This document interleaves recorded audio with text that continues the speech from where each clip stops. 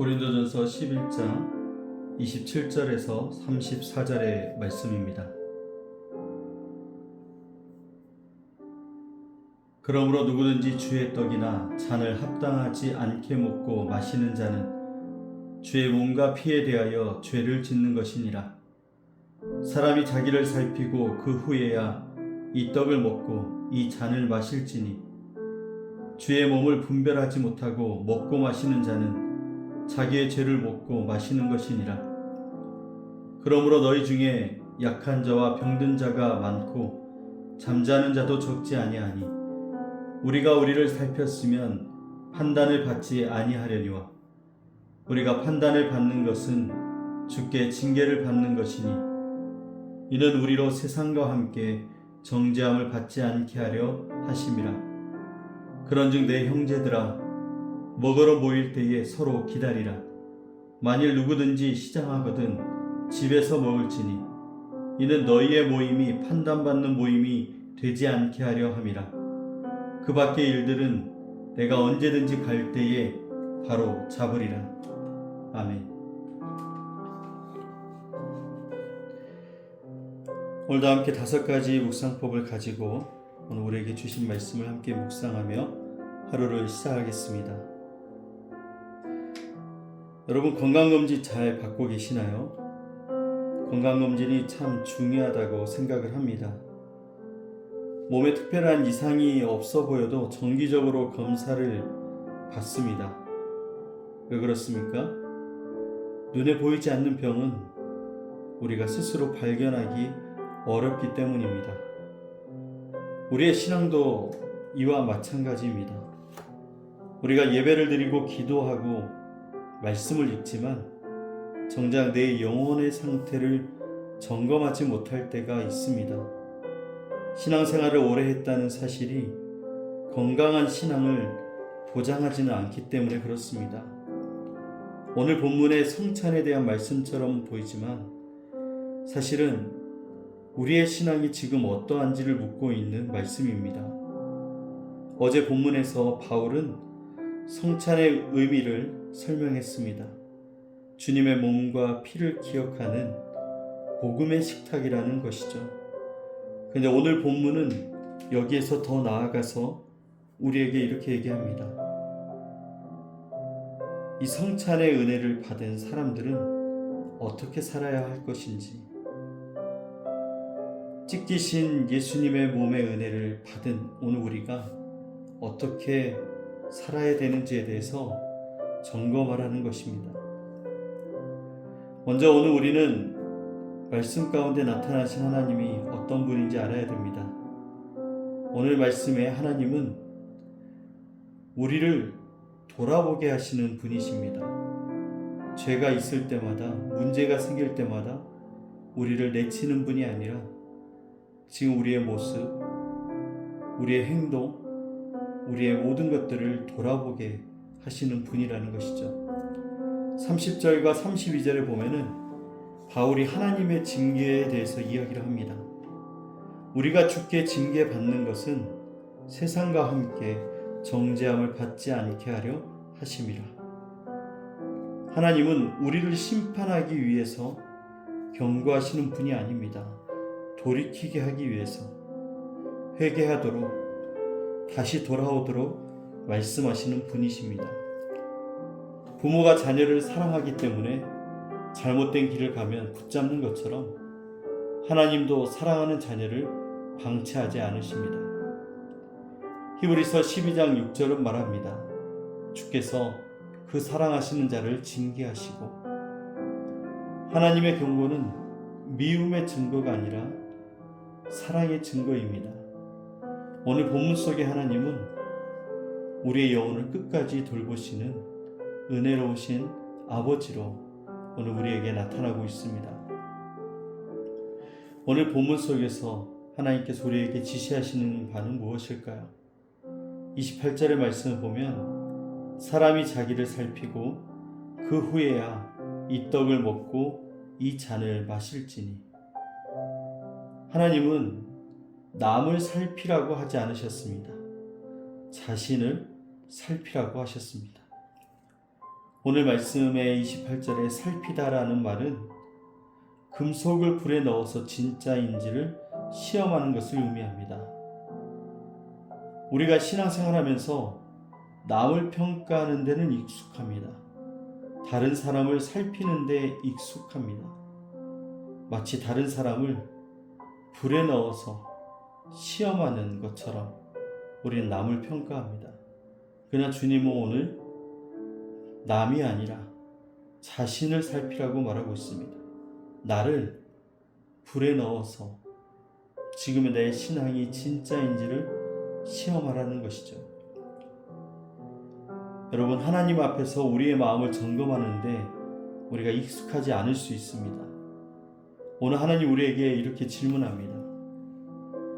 여러분이 예배하는 이유는 무엇입니까? 여러분, 우리가 믿음을 지키는 이유가 무엇일까요? 오늘 우리의 마음의 중심에는 예수님이 계실까요? 신앙은 다른 사람을 판단하는 것이 아니라 하나님 앞에 우리 자신을 세우는 것에서부터 시작됩니다. 그러니 여러분, 남을 살피기 전에 우리를 먼저 살피는 삶을 살아야 됩니다.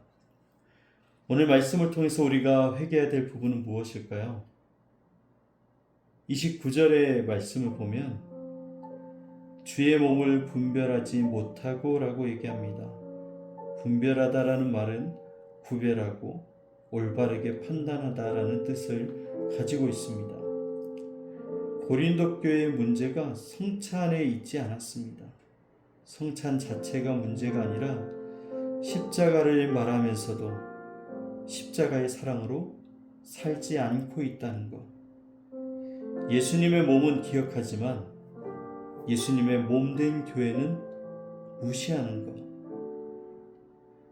우리도 비슷할 수 있습니다. 예배를 드리지만 아직 용서하지 못한 자들이 있을 수 있는 것이죠. 오늘 우리가 하나님을 찬양하고 있지만 서로 사랑하지 못할 때가 있다는 것입니다.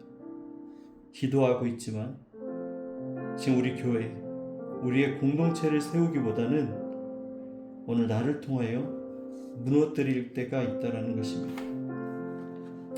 여러분, 회개라는 것은 단순히 잘못된 행동을 인정하는 것이 아닙니다. 복음과 다르게 살았음을 인정하는 것. 오늘 우리는 하나님 앞에서 물어야 됩니다. 나는 정말 예수님을 닮아가고 있을까? 잘못된 행동을 인정하는 것이 아니라 지금 내 삶이 복음과 다르게 살았음을 인정하고 복음의 길로 다시 돌아가는 것. 예수님을 닮아가기 위하여 우리의 길을 바꾸고 걸어가는 것이 중요한 것이죠. 이게 바로 주님이 원하시는 회개의 모습입니다. 오늘 우리가 말씀을 통해서 붙들어야 될 하나님의 약속은 무엇일까요? 32절 이렇게 얘기합니다. 세상과 함께 정죄함을 받지 않게 하려 하심이라. 여러분, 이 말씀은 정말 놀라운 복음의 약속입니다. 하나님의 목적이 정죄에 있지 않다라는 것이죠. 구원에 있습니다. 심판이 아니라 회복에 하나님의 뜻이 있다라는 것입니다. 그래서 오늘 우리는 실패하며 살아갑니다. 믿음에 실패하고 관계에 실패하고 하나님 앞에서 우리는 연약함과 죄가 드러납니다. 그런데 하나님의 은혜가 우리의 모든 실패보다 크기 때문에 하나님은 우리를 덮고 있는 것입니다. 오늘 우리의 연약함보다 하나님의 사랑이 더 깊다라는 것이죠. 로마서 8장 1절은 이렇게 얘기합니다. 그러므로 이제 그리스도 예수 안에 있는 자에게는 결코 정죄함이 없나니.